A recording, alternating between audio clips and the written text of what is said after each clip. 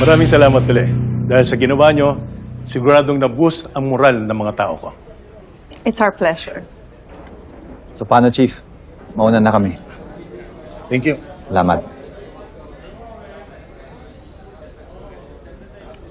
Major Delgado, may bagong kaso agad? Hindi, sir. Lumang kaso pa rin. Pasensya na po kayo, may asikasuhin lang po ako. Maraming salamat po, Mr. Limoco. Yung cartographer, papunta na ba?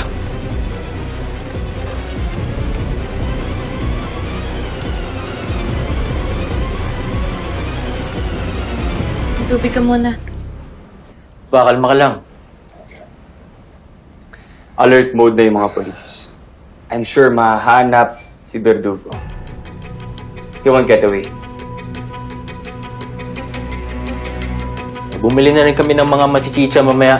Siguradong matatagalan tayo sa paghahanap kay Verdugo. Sa ngayon, mag-isip ka muna ng mga details na pwede mo i-share para mas madali natin mahanap si Verdugo. Tama ka, Joel. Natawagan ko na rin yung Kuya Tomas ko. I'm sure alam niya kung may associate pa si Matias. Maybe one of those is Verdugo. Please call him. Nagbigay pa ng mensahe si Mr. Rimhoco sa mga kapulisan. That's him!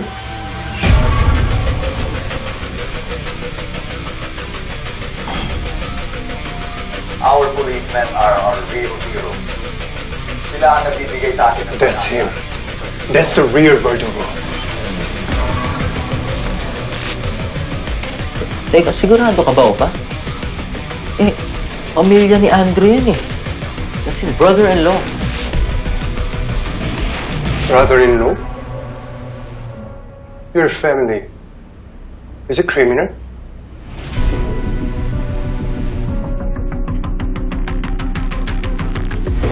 So, you busy?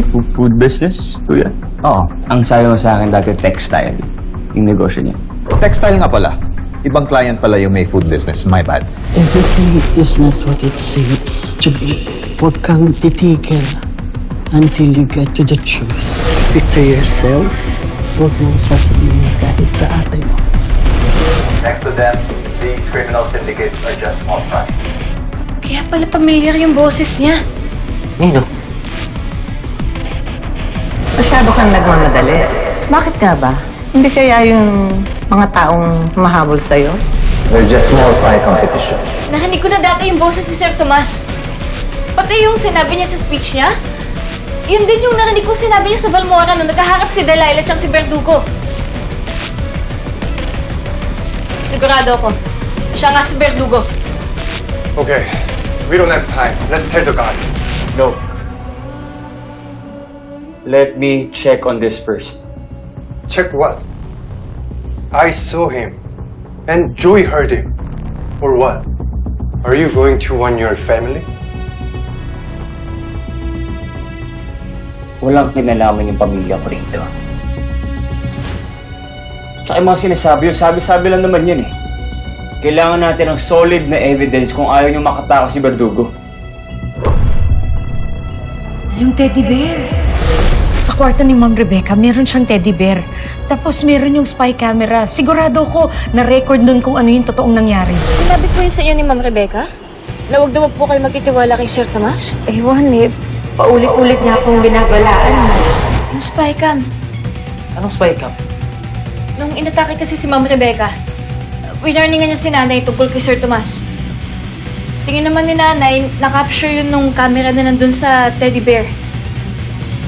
Tito Albert, we need your help! Okay, what is this? Nakuha niyo to sa teddy bear? Opo, si Kisses po nakahanap. Let's see. Hopefully it works. I know where that is. Pupuntahan ko. Hahanapin ko. Sige. Wait, are we letting him go? Yes, para sa ebidensya. Pero tama, hindi ka pwede magtagal, Andrew. After 3 hours at hindi ka pa nakakabalik dito, sasabihin ko na to kay tatay. Salamat.